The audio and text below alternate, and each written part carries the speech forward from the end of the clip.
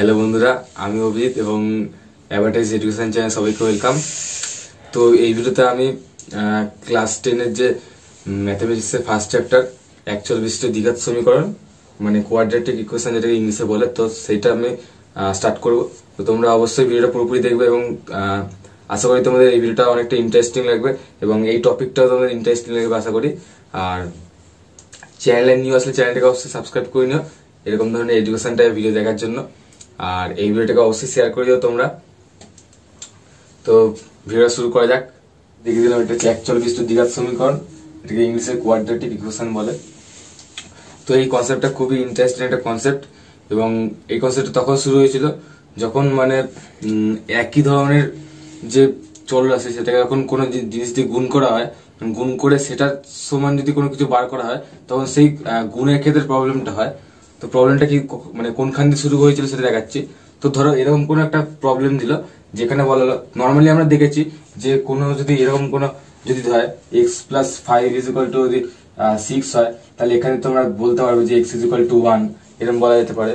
বা এরকম যদি হয় x minus 1 is equal to যদি 6 হয়, তাহলে আমরা বলতে পারি এখান দিয়ে এক্স ইজ ইকুয়াল টু 7 বলতে পারি। তো ব্যাপারটা হচ্ছে যে এইখানে এসব ক্ষেত্রে কি এগুলো হচ্ছে সব অ্যাকচুয়াল বিশিষ্ট মানে সমীকরণ হলে এগুলো রৈখিক সমীকরণ মানে দ্বিঘাত না।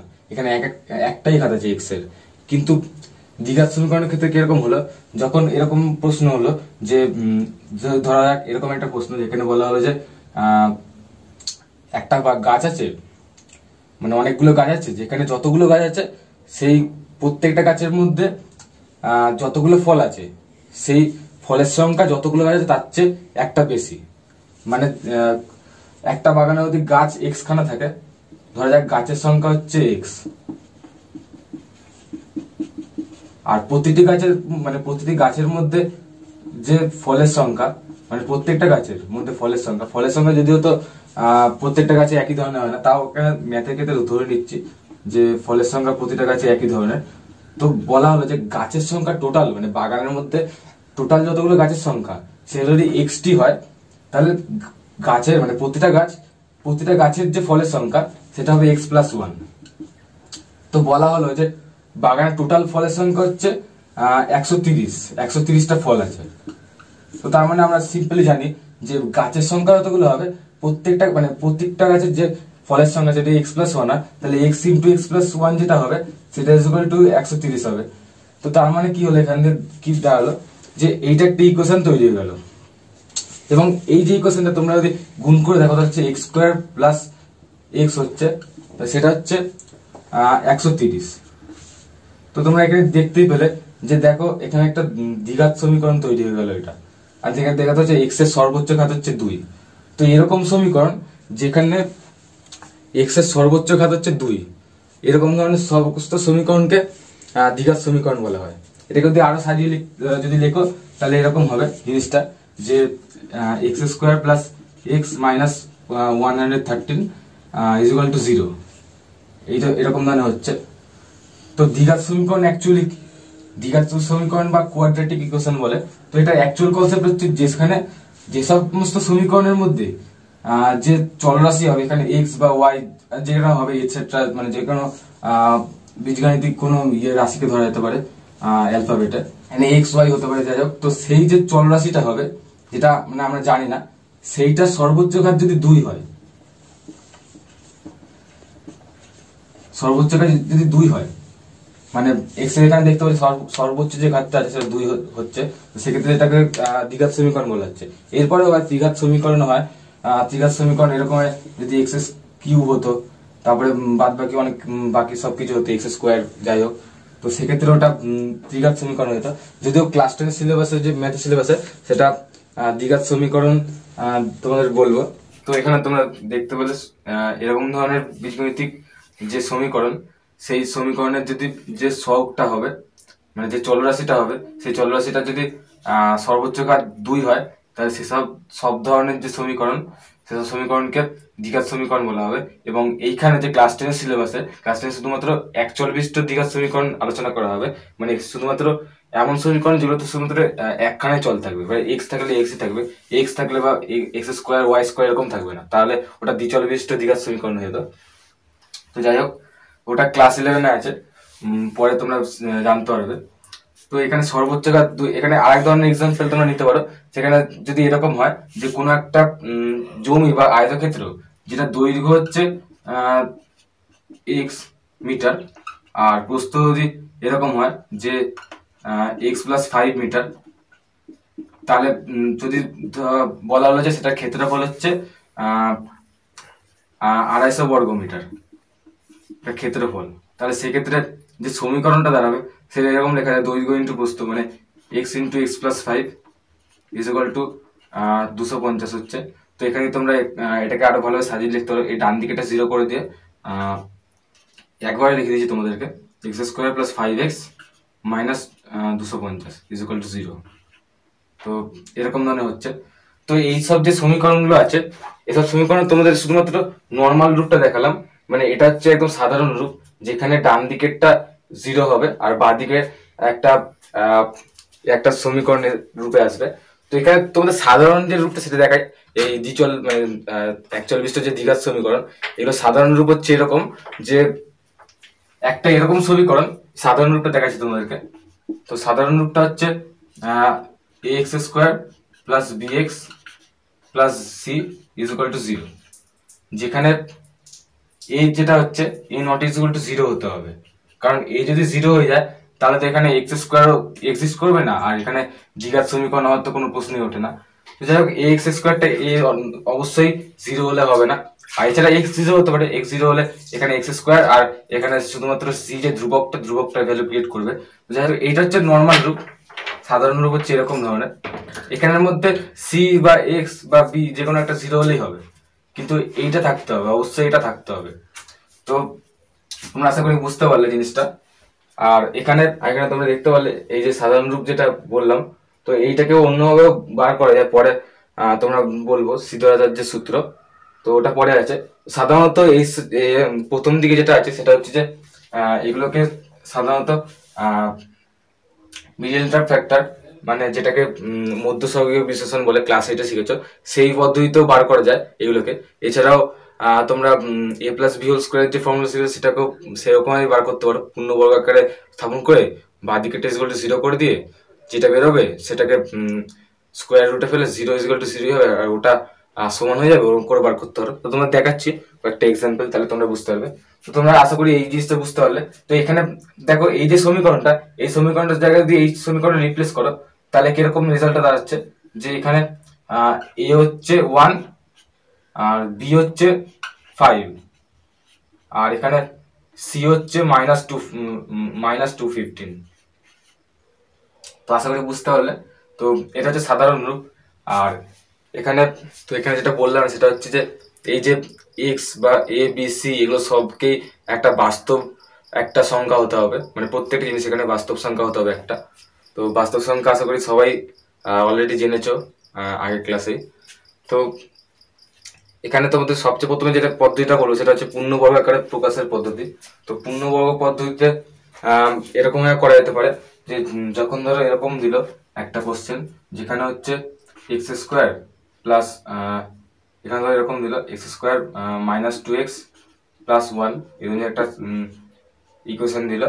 তো এক্ষেত্রে তোমরা দেখতে পাচ্ছ যে এটা a+b² ফর্মুলা চলে এসছে, মানে তোমরা জানো যে a+b² হচ্ছে এখানে a - b ফর্মুলা এসছে a² - 2ab + b²। তো এই ক্ষেত্রেও তোমরা দেখতে হবে যে এই যে x² - 2x + 1 হিসাবে এখানে a² জায়গায় x² আর -2 হচ্ছে এটা, এখানে 1 ধরে নিতে হবে, 1 হচ্ছে এখানে তোমরা b ধরতে পারো, b হলে এখানে 1 হচ্ছে। তো তোমরা দেখে দিচ্ছি এটা, তাহলে এখানে x² হচ্ছে আর এখানে 2 × x × 1 হচ্ছে, আর এখানে 1² তোমরা লিখে দিতে পারো। তো তোমরা এখানে দেখতে পাচ্ছ x - 1 এর হোল স্কয়ার ফর্মুলা চলে আসছে এটা। এখানে তোমরা সিম্পলি তোমরা জানো যে কোনো কিছু স্কোয়ার যদি 0 হয় তাহলে সেই সংখ্যাটা আসলে 0 হবে। তো এখানে তাহলে এটা x - 1 = 0 হচ্ছে। তো এখানে তোমরা বলতে পারো x = 1। তো এবারে একটা কথা বলেছি তোমাদেরকে, তো তোমাদের এসব হচ্ছে পূর্ণবর্গ পদ্ধতিতে যে কোনো অঙ্ক করা যেতে পারে, এবং পূর্ণবর্গতে যে কোনো সংখ্যার ক্ষেত্রেই এক্স এর সবসময় একটাই মান বেরোবে এবং একটা মানই জন্যই সেই সমীকরণ সত্যি হবে। কিন্তু প্রকৃতপক্ষে কোনো সমীকরণ মানে যত ঘাত বিশিষ্ট হবে সেই সমীকরণের ততগুলো মান সম্ভব। মানে এক ঘাত বিশিষ্ট সমীকরণ শুধুমাত্র একখানা মানেই মানে সেই যে চলটা সেই চলের রাশির একখানা মানের জন্য সেই সমীকরণটা সত্যি হবে, আর কোনো মানের জন্য সমীকরণটা সত্যি হবে না। কিন্তু দ্বিঘাত সমীকরণের ক্ষেত্রে এক্স এর দুটো মান বেরোবে এবং সেই দুটো মানের জন্য সেই সমীকরণ সত্যি হতে পারে। ঠিক একেবারে যদি তিনখানা ঘাত হয় তো সেক্ষেত্রে তিনটে মানের জন্য সমীকরণ সত্যি হবে, চারখানা ঘাত হলে চারটে মানের জন্য চারটে মান বেরোবে, পাঁচখানা যদি ঘাত হয় তাহলে পাঁচটা মান বেরোবে। এবার যত বেশি মানে যেই সমীকরণে যত বেশি ঘাত হয়, যত বেশি পাওয়ার হয়, সেই সমীকরণের ততগুলো মান বেরোয়, এটা সম্ভব। তো এখানে তুমি দেখছি যে শুধু বলতেই পারে, এখানে কোশ্চেন হতেই পারে যে এক্স ইকুয়াল টু তাহলে 1 কেন হলো, আরেকটা মান কেন বেরোলো না। তো এক্ষেত্রে বলে দিই যে এটা এই জন্য হয়েছে কারণ এখানে যদি 0 জায়গায় অন্য কিছু হতো তাহলে হয়তো এটা প্লাস মাইনাস হতো, কারণ আমরা জানি যে জিরো রুট সবসময় কোনোদিন প্লাস মাইনাস হয় না, জিরো রুট সবসময় জিরোই হয়। তো সেক্ষেত্রে এখানে সেরকম কিছু দেখা যায়নি। তো তোমাদের আশা করি বোঝাতে পারলাম জিনিসটা। তো এখানে যদি এরকম হতো, এটা বলতে যদি এরকম হতো, এখানে 2 হতো, তাহলে এটা কিন্তু এরকম হতো না, তাহলে এখানে এইটা প্লাস মাইনাস √2 হতো। এরকম যদি হতো, এটা জাস্ট দেখানোর কথা বললাম, মানে এটা কথা বললাম, এটা আবার এর সাথে ধরে নিও না, এটা জাস্ট বললাম। তাহলে এক্ষেত্রে √2 - 1 আর √2 + 1, মানে এক্ষেত্রে √2 + 1 হতো, আর √2 একটা হচ্ছে √2 -√2 + 1 মানে √1 - √2 হতো। তো দু ধরনের অ্যান্সার এখানে দেখতে পেলে। তো এরকম সম্ভব, কিন্তু জিরোর ক্ষেত্রে যেহেতু জিরো যাচ্ছে সেক্ষেত্রে এটা হচ্ছে না। তো তোমাদের নেক্সট যে পদ্ধতিটা দেখাবো সেটা হচ্ছে যে মিডল টার্ম ফ্যাক্টর পদ্ধতি বা মধ্যসহগীয় বিশ্লেষণ বলতে পারো। তো মিডল টার্ম ফ্যাক্টর পদ্ধতিটা তোমাদের দেখাচ্ছি। মিডল টার্ম ফ্যাক্টর যেটা আছে তোমরা শর্টকাটে বুঝে নেবে, মিডল টার্ম ফ্যাক্টর লিখেছি এখানে। তো মিডল টার্ম ফ্যাক্টর যদি আমরা জানি যে যদি দুটো কোনো এমন ইয়ে হয় মানে কোনো যে বীজগাণিতিক রাশিকে যদি কমন নিয়ে দুটো দুটো পার্টে যদি ডিভাইড করতে পারি এবং গুণ আকারে লিখতে পারি, মানে উৎপাদক হিসেবে যদি দুটো উৎপাদক হিসেবে লিখতে পারি যদি, তাহলে সেই যে পদ্ধতিটা সেটাকে মিডল টার্ম ফ্যাক্টর বলা হয় বা মধ্যসহগীয় বিশ্লেষণ বলা হয়। যেখানে হচ্ছে মাঝখানে যে সহগটাকে সেটাকে বিশ্লেষণ করা হচ্ছে। তো যদি এরকম হতো যে একটা বলছি x² + 5x - 6 = 0, তাহলে তোমরা এখানে দেখতেই হবে যে তোমরা জানো যে -6 আর 1 হচ্ছে -6 হচ্ছে। তাহলে এক্ষেত্রে মানে এই দুটোকে গুণ করে যেটা হচ্ছে সেটাকে এটা যোগ আকারে লেখা মানে লিখলে তবে সেটা যে অ্যান্সারটা হবে সেটা হচ্ছে এই 5টা বেরোতে হবে। তো সেক্ষেত্রে এই যে 5টা এটা অবশ্যই এরকম হতে হবে, 6 - 1 হতে হবে, তবে 6 এর সাথে -1কে গুণ করে -6 হবে। তো সেক্ষেত্রে 6 - 1 = 5 হচ্ছে, তো সেক্ষেত্রে এইটা হবে। তো এখানে x², এখানে 6 - 1 লিখে দিচ্ছি, আর এখানে 6 লিখে দিচ্ছি, এখানে 0। তো এবারে দেখো মিলে যাচ্ছে, এখানে 6x হচ্ছে, এখানে -x হচ্ছে, -6 হচ্ছে, এখানে 0 হচ্ছে। তারপরে এখানে